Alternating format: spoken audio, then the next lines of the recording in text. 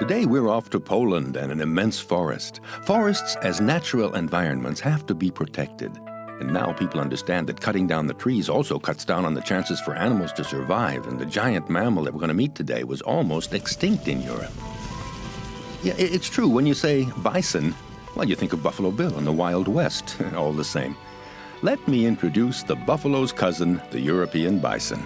First, let's see what makes them different. At first glance, nothing.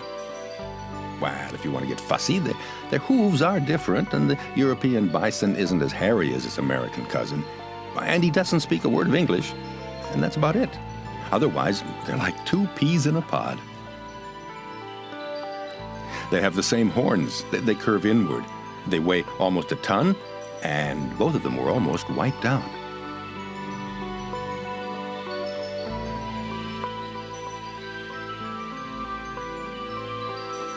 For a long, long time, bisons were everywhere in Europe, but they were so overhunted at the beginning of the century that the last wild bison disappeared, and, well, there were only bisons in zoos.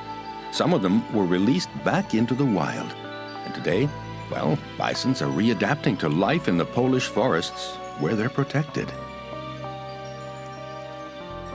Bisons live together in herds, which explains why from time to time you may have a little trouble finding your own mom. Little bisons reach maturity at around 4 years, but for now, they have only one concern: milk. They have a one-track mind.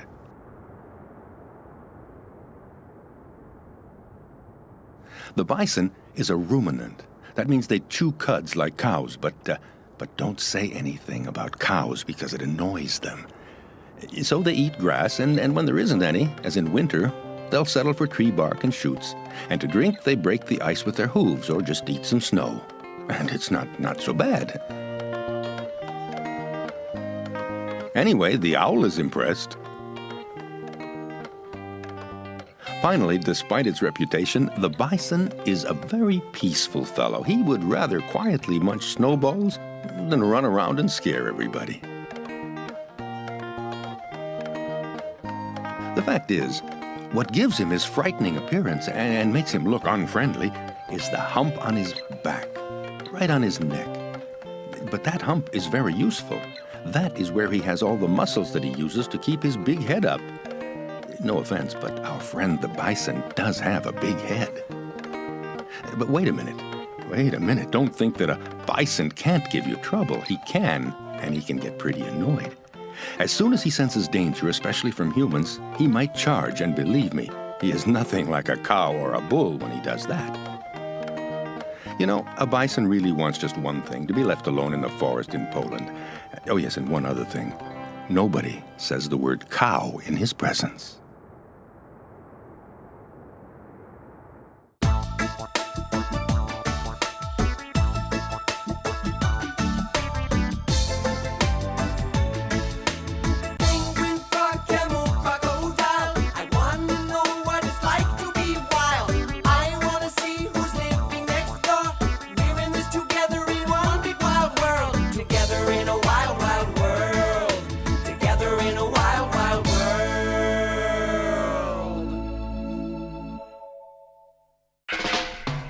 Not the only ones who can